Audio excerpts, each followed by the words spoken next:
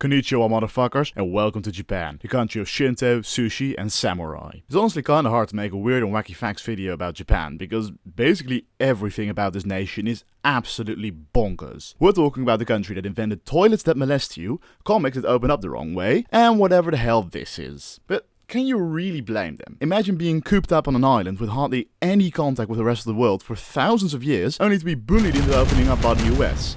Opening up way too much and taking over half of Asia in a bloodlusted frenzy, surrendering after 2-second sunsets in the span of a week, then experiencing the biggest economic boom in the history of mankind, which in turn created a work culture so toxic, it resulted in plummeting birth rates. Now combine that with recent economic growth being lower than a kamikaze pilot who's afraid of heights, and yeah, no wonder they started drawing catgirls with impractically large male genitalia whose every orifice is being penetrated by octopi.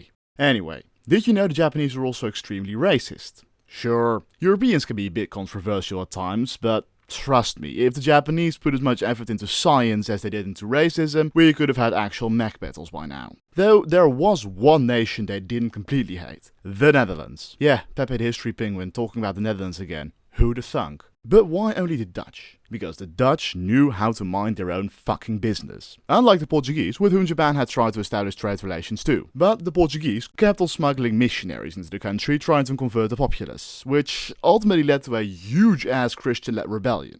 After some good old-fashioned iron fisting, the rebellion was crushed, but, well, let's just say the Japanese suddenly weren't all too keen on Jesus after that. However, they still want to trade with Europe. And what's the least zealous European nation active in the region? The Netherlands, because the Dutch only care about money. Still, the Japanese didn't completely trust the Dutch either. After all, while they were mostly out for gold, they were still Christian. So the Dutch were only allowed to go to a small island near Nagasaki where they would offload their goods, trade them in for Japanese stuff, and then fuck right off. Still, the Dutch were special. They were one of only 3 nations that were allowed to trade with Japan. The others being, of course, China and Korea. Scran, get out of here, you moochers! That's right, keep moving! You know what? Yeah. Except you stay.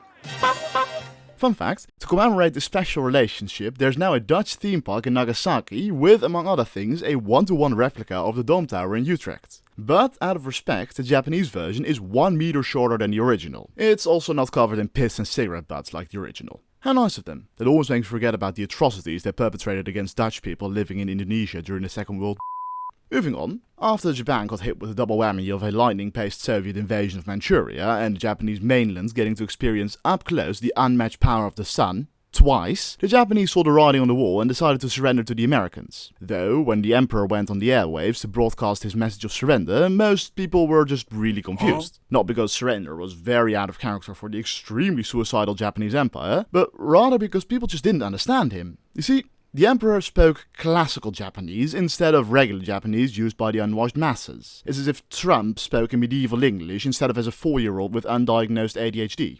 Speaking of World War II, while Hitler became a hero for killing Hitler and Mussolini got into a rather unfortunate acrobatics incident, Hirohito, the Japanese emperor, didn't really face any consequences. The main reason for this was that the Japanese mainland, unlike Germany, wasn't crushed beneath the hydraulic press that was the sheer girth of the combined military might of the Allied powers. In fact, prior to capitulation, no Allied boots had set foot in Japan proper. And with the Japanese appearing very keen on going down in a blaze of glory, an invasion of Japan would make D-Day seem like child's play. It was estimated the subjugation of Japan would cost at least 500,000 American lives, not even mentioning the possible Japanese casualties, which could have easily reached north of 5 million. Not only because that's just how war is, but also because the Japanese were suicidal to the nth degree. Everything in this Japanese death cult revolved around the emperor, who was the divine descendant of the sun goddess Amaterasu. The Japanese simply were never going to give him up, nor let him go, and they certainly weren't going to run around and desert him. This meant that demanding the Nuremberg treatment for Hirohito wasn't on the table if you wanted a Japanese surrender without an invasion. So Hirohito was allowed to stay emperor. Still, letting the leader of a country as fucked up as Imperial Japan just get away with it was a bit controversial. It's as if post-war Germany turned into a democracy and somehow Hitler was allowed to keep the ceremonial roles of Chancellor and Head of State. However, that doesn't mean the emperor could keep his high horse. He was forced to renounce his divinity and had to do a very awkward photo op with the American general Douglas MacArthur. By the way, what really amused me about this photo is that out of the two, it's MacArthur that looks most like he has a gun pointed at him. The Americans justified this very lax punishment by claiming the emperor wasn't aware of any of the atrocities that were being committed, and that he was essentially powerless since all decisions were made by his staff.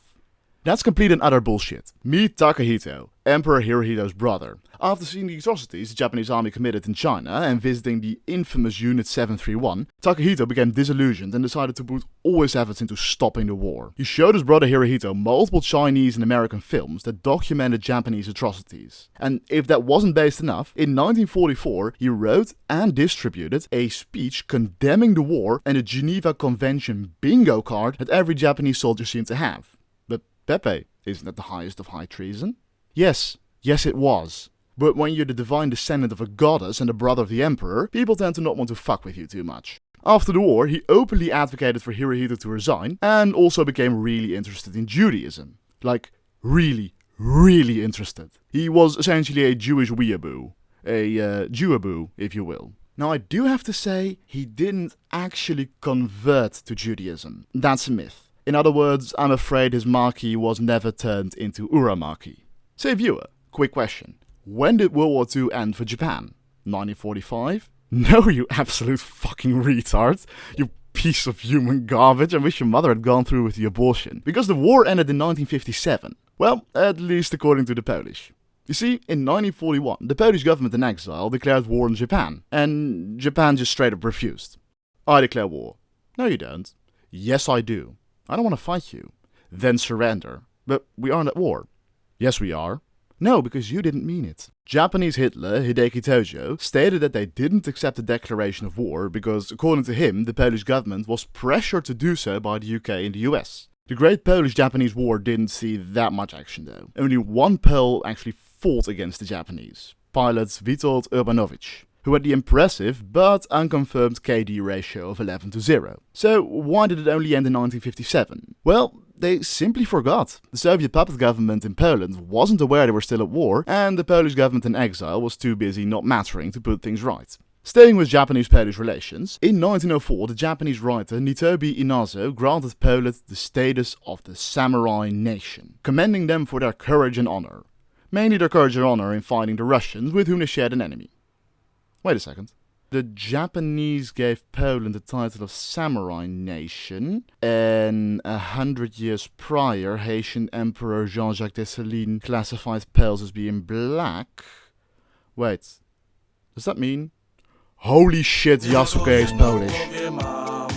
Like and subscribe, or I will eat your firstborn child. W krainę zapomnienia, w głowie myśli mam, kiedy skończy się ten stan, gdy już nie będę sam, bo wiedzie biały węgiel.